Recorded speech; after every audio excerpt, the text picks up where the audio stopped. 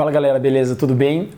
No vídeo de hoje, um pouquinho mais longo do que aquele anterior, eu tava sumidão, tava de férias, tal, suave, e agora eu vou entrar para falar sobre a alegoria da caverna do Platão. Como? Eu tinha um vídeo antigo no qual eu falava sobre a alegoria da caverna, fazia a leitura da alegoria da caverna e fazia alguns apontamentos dentro da leitura. Qual que é a ideia? É substituir aquele vídeo por esse aqui. Então vamos fazer o seguinte, é uma leitura tranquila, abordando alguns pontos da alegoria da caverna, eu não vou ler ela especificamente inteira, na íntegra, se você quiser você encontra facilmente na internet. Aqui é uma leitura para a gente fazer um mapeamento e apontar dentro do texto aqueles elementos que eu já tinha feito no vídeo anterior. Então segura aí que nós vamos ver a alegoria da caverna do Platão. Aí você pode estar se perguntando assim, Guto, onde está a alegoria da caverna do Platão? Está no livro 7 da obra República, essa obra aqui, ó, linda, ó.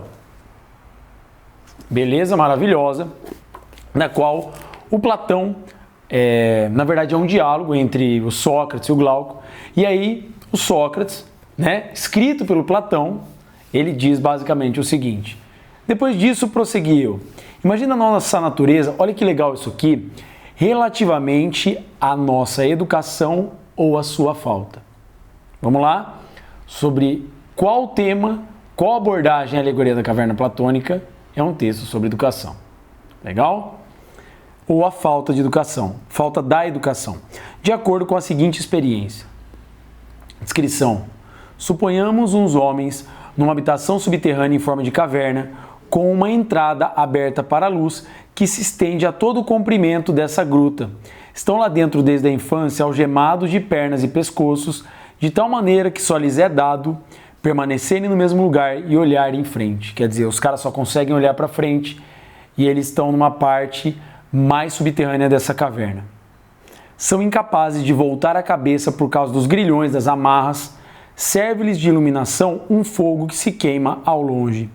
Numa eminência por detrás deles, entre a fogueira e os prisioneiros, há um caminho ascendente que sobe, ao longo do qual se construiu um pequeno muro, tipo tapumes, que os homens colocaram diante do público, para mostrarem suas habilidades por cima deles. Quer dizer, tem um tapume, tipo um madeirite, uma madeira, e por trás as pessoas elas projetam determinadas coisas, e que essas coisas são projetadas, a sombra dessas coisas, na verdade, são projetadas nesse interior da caverna, no qual essas pessoas estão voltadas. Então imagina o seguinte, são pessoas que estão voltadas com a cabeça lá para aquele interior da caverna, e eles só veem sombra, mas não é sombra do sol, é sombra da fogueira que é projetada, esses objetos aí.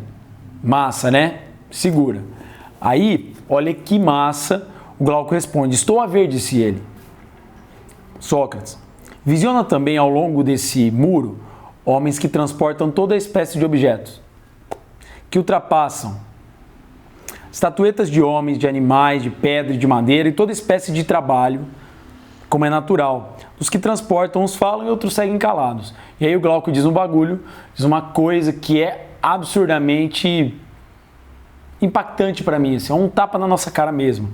Estranho quadro e estranhas criaturas ou estranhos prisioneiros são esses que tu falas, observou o Glauco. E o Sócrates responde: são semelhantes a nós. Pau! Em primeiro lugar, pensas que nessas condições eles tenham visto de si mesmo e dos outros algo mais do que as sombras projetadas pelo fogo na parede oposta da caverna? E aí ele diz: como não, se são forçados a manter a cabeça imóvel toda a vida? E os objetos transportados não se dariam o mesmo? E ele diz: sim. E aí, na continuidade da alegoria da caverna, está escrito basicamente o seguinte: considera, pois, o que aconteceria se eles fossem soltos das cadeias e curados de sua ignorância. Olha que legal, a palavra ignorância aparece muito na filosofia socrática, aparece na filosofia platônica, e isso é um elemento que nos mostra que a alegoria da caverna lá naquele primeiro momento é sim sobre educação, mas é também sobre conhecimento, sobre ignorância, sobre libertação. A ver-se regressados à sua natureza, as coisas se passavam desse modo.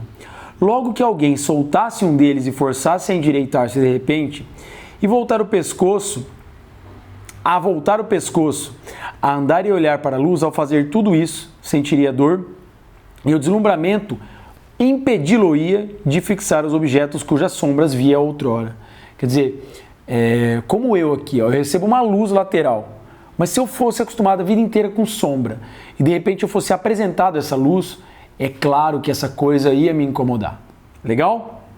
Quer dizer, e aí ele continua lá na frente. E se o arrancassem dali à força e o fizessem subir o caminho, rude e íngreme, quer dizer, difícil, né? E não o deixassem fugir antes de o arrastarem até a luz do sol, não seria natural que ele se doesse por ser assim arrastado e depois de chegar à luz com os olhos deslumbrados, nem sequer pudesse ver nada daquilo que agora dizemos ser os verdadeiros objetos? Os verdadeiros objetos. Mano, olha que animal isso aqui. Precisava se habituar se quisesse ver o mundo superior. Em primeiro lugar, olharia mais facilmente para as sombras, depois disso para as imagens dos homens e dos outros objetos refletidos na água e, por último, para os próprios objetos. A partir de então, seria capaz de contemplar, ó que legal, ele precisaria primeiro se habituar para entender e ver o mundo superior. E depois ele ia fazer o quê? Ele ia contemplar alguma coisa completamente diferente. A partir de então, seria capaz de contemplar o que há no céu e o próprio céu durante a noite, olhando para a luz das estrelas e a lua mais facilmente do que fosse o sol e seu brilho do dia. Finalmente, seria capaz de olhar para o sol e de o contemplar, não já a sua imagem na água ou em qualquer sítio, mas a ele mesmo no seu lugar. E aí, na continuidade, outra coisa que vale a pena lembrar dentro da alegoria da caverna, no final aqui, numa parte intermediária da alegoria da caverna, o Sócrates diz assim: meu caro Glaucon, esse quadro prosseguiu, esse quadro é como se fosse esse movimento, esse acontecimento, essa situação deve agora aplicar-se a tudo quanto dissemos anteriormente, comparando ao mundo visível através dos olhos a caverna da prisão e a luz da fogueira que lá existia, a força do sol. Agora tudo o que eu disse deve se aplicar ao mundo visível, ao interior da caverna, e ao mundo inteligível, ao mundo superior, à parte exterior da caverna. E na continuidade da alegoria da caverna, eu não vou nem ler, mas é digno de nota aqui para nós entendermos essa alegoria e finalizar aqueles 4 temas que a gente viu na aula, no vídeo anterior, na verdade, que a alegoria da caverna é um texto que mostra esse cara que saiu, que contemplou, e através dessa contemplação ele retorna.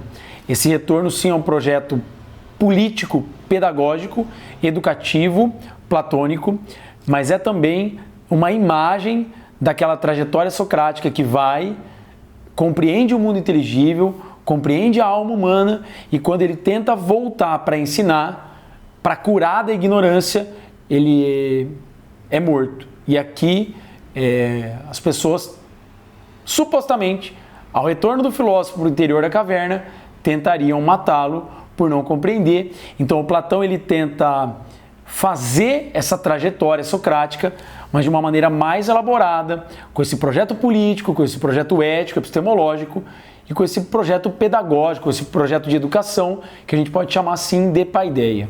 Espero você para o próximo vídeo, onde eu vou fazer a leitura, vou fazer alguns comentários de outro mito platônico, de outra alegoria platônica, que é muito importante para entender essa estrutura epistemológica, essa estrutura política, essa estrutura ética platônica. Valeu!